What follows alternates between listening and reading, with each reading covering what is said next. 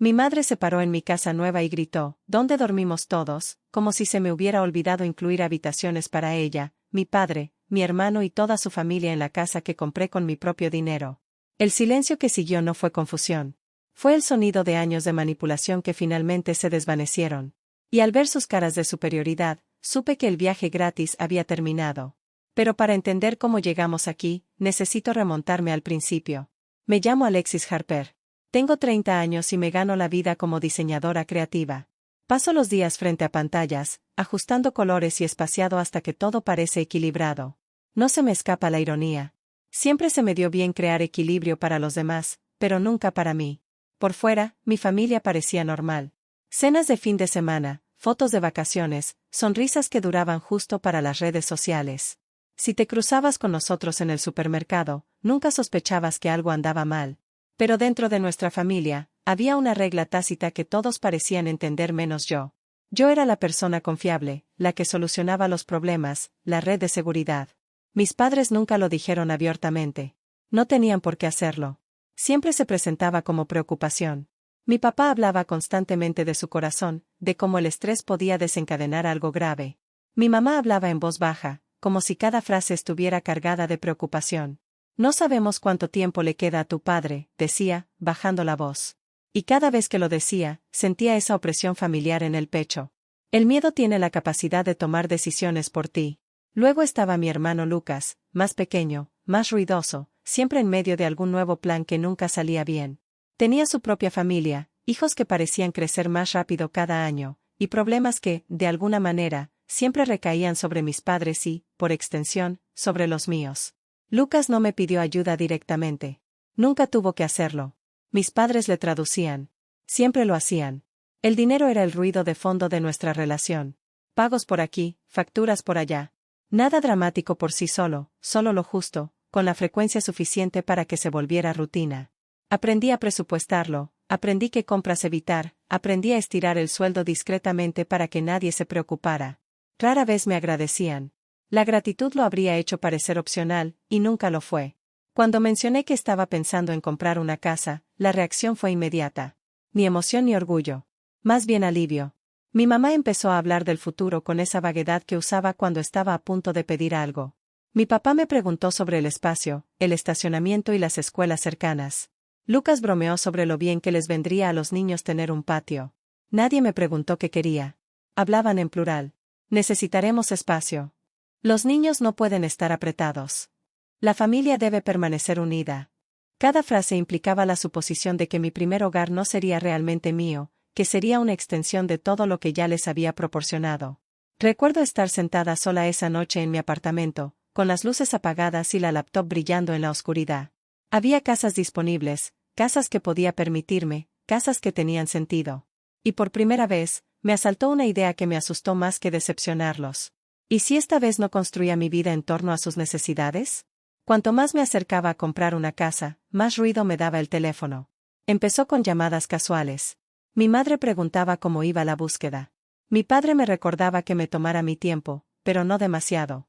Lucas me enviaba enlaces de barrios que le gustaban, siempre con comentarios sobre zonas escolares y espacios en el patio trasero. Nada de eso sonaba agresivo a simple vista. Ese era el problema. Todo estaba envuelto en preocupación, como un regalo que no sabías que tenía ataduras hasta que te apretaba las muñecas. Una noche, mis padres me invitaron a cenar. Nada del otro mundo. Postre comprado. De esas noches que fingen ser relajadas. Nos sentamos a la mesa, con los platos medio llenos, y la conversación fue desviándose hasta que mi madre carraspeó. Esa fue su señal. Dobló la servilleta lentamente y dijo, hemos estado pensando en lo importante que es para la familia mantenerse unida. Ya sabía a dónde iba esto. Solo que no sabía hasta dónde planeaban llevarlo. Mi papá se recostó y asintió. Me preguntó qué tipo de casas estaba mirando, cuántas habitaciones tenía y si había pensado en lo rápido que estaban creciendo los niños. Lucas no dijo mucho. No hacía falta.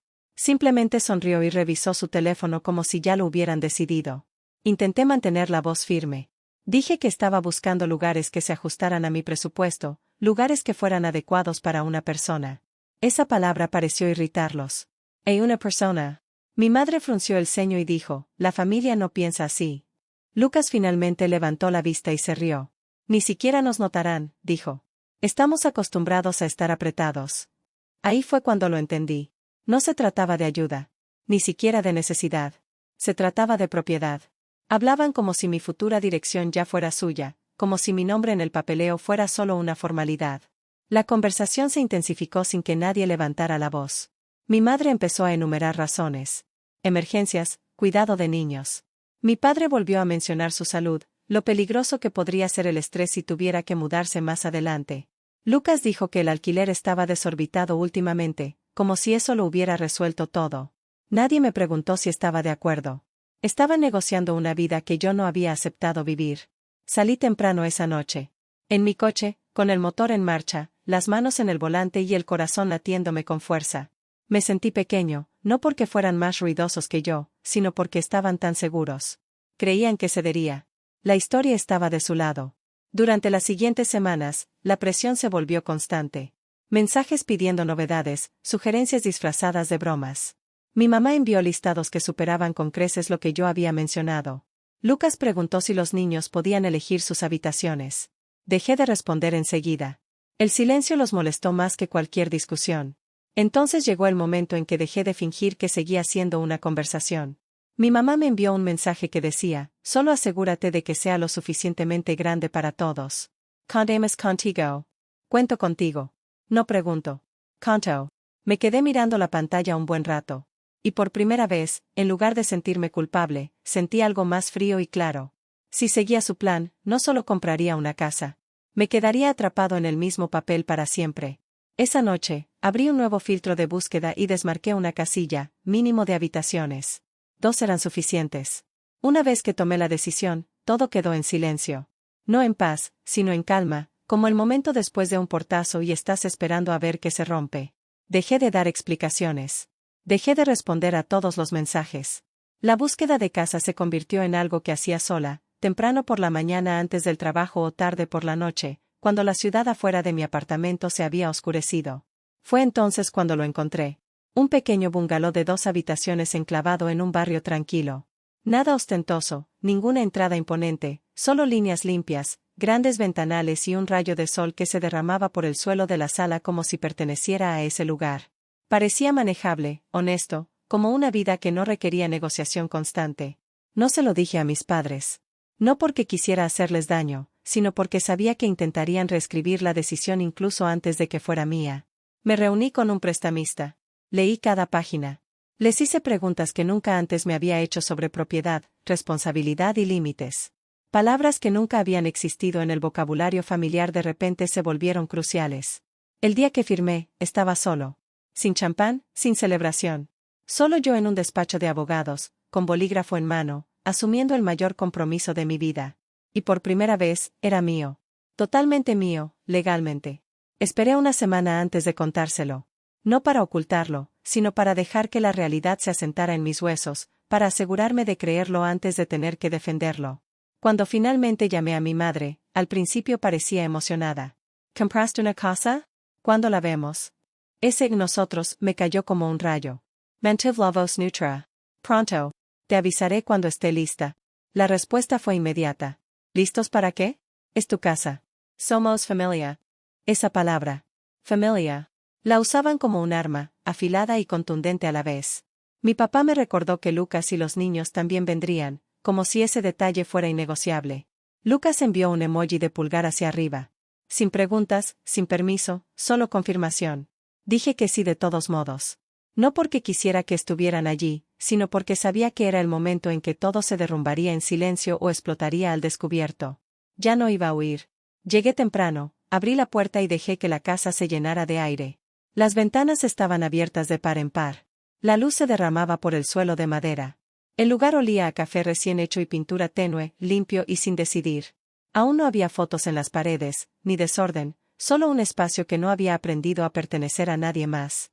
Sus autos se alinearon junto a la acera como si fueran los dueños de la calle. Mi mamá entró primero, con el bolso bajo el brazo y la mirada ya escudriñando. No me saludó. No me abrazó. Hizo lo de siempre, me evaluó. Mi padre lo siguió más despacio, con la boca apretada en una expresión de decepción que había perfeccionado con los años. Lucas llegó el último con los niños, ruidoso y despreocupado, como si ya hubiera pagado por un alquiler vacacional. Wow, dijo mi mamá finalmente. Qué acogedor. Esa palabra. Acogder. La versión educada de pequeño. Pasó directamente junto a mí y entró al pasillo, abriendo puertas sin preguntar. Dormitorio, baño, segundo dormitorio. Se detuvo allí, contando en silencio. Una vez, 2 veces. Luego se giró hacia mí. ¿Dos? Dos. La habitación se movió. Todavía no había ruido, solo tensión. Mi padre se aclaró la garganta. Alexis, no mencionaste que era tan limitado. No te oculté nada, respondí. Nunca preguntaste. Lucas se rió, negando con la cabeza. Bueno, pero ¿dónde está el resto? ¿Las habitaciones más grandes? No hay ninguna. Mi mamá apretó los labios.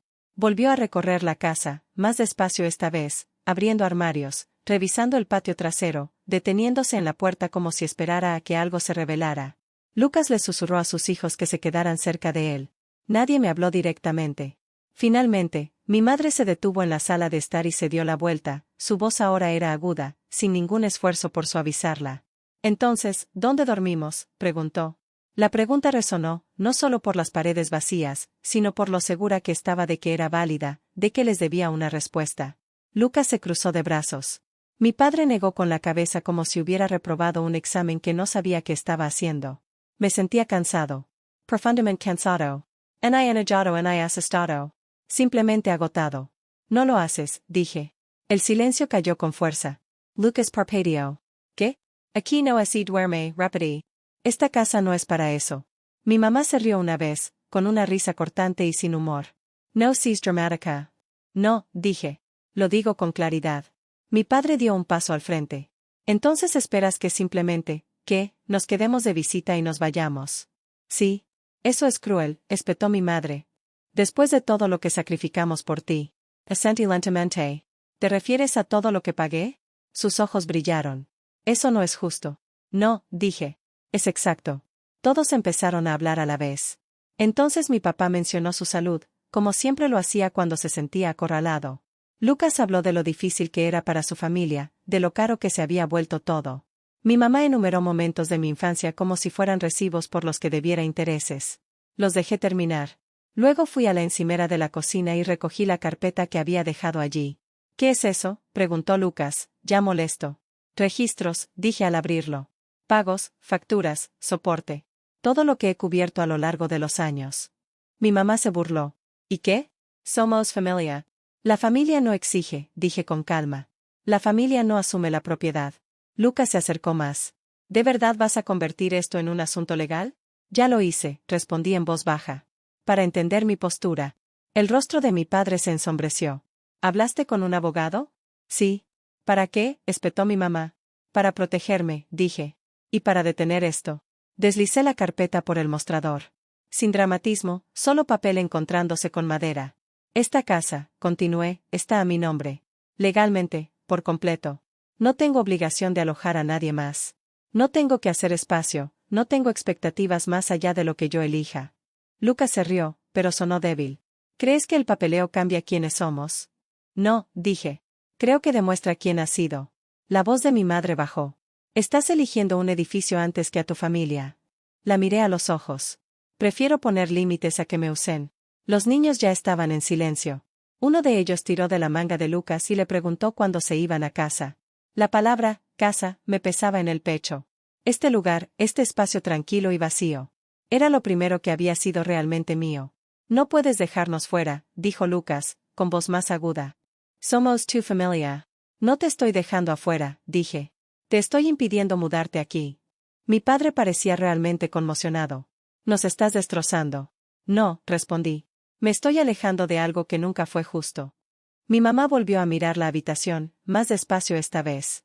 Las ventanas, los rincones, la ausencia de camas supletorias. Su expresión pasó de la ira al cálculo. Esto no ha terminado, dijo en voz baja. Lo sé, respondí. Pero esta parte sí lo es.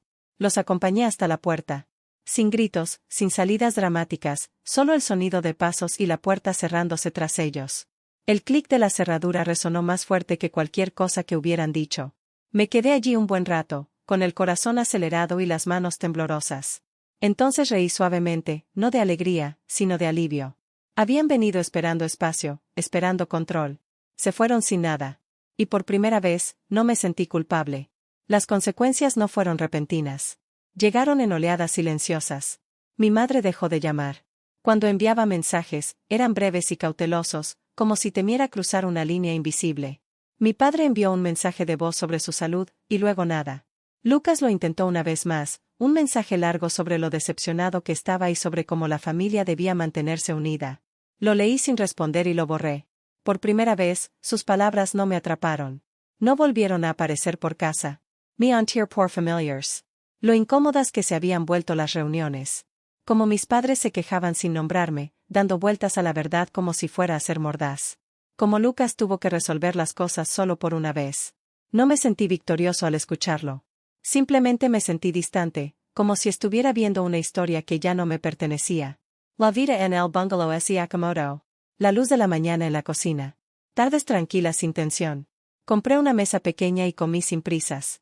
Dormí mejor. Dejé de mirar el móvil cada pocos minutos, preparándome para otra exigencia. El mayor cambio no fue mi familia. Fui yo. Me di cuenta de cuánto espacio había ocupado el miedo en mi vida. Miedo a ser visto como egoísta. Miedo a estar solo. Miedo a que el amor tuviera condiciones que yo tuviera que seguir pagando. Dejar atrás eso no me hizo más frío. Me tranquilizó. A veces, de noche, me quedaba en la puerta, mirando al fondo del pasillo las dos puertas cerradas de los dormitorios, y sonreía. No porque hubiera ganado algo, sino porque, por primera vez, lo que tenía era suficiente. Y nadie podía quitármelo. Si esta historia te conmovió, déjame decirlo sin rodeos, poner límites no te hace cruel. Te hace honesto. El amor que solo existe cuando das todo lo que tienes no es amor. Es una transacción. Renunciar a eso no es un fracaso. Es supervivencia. Si alguna vez has sentido que tus necesidades eran lo último en tu familia, no te lo estás imaginando, y no estás solo.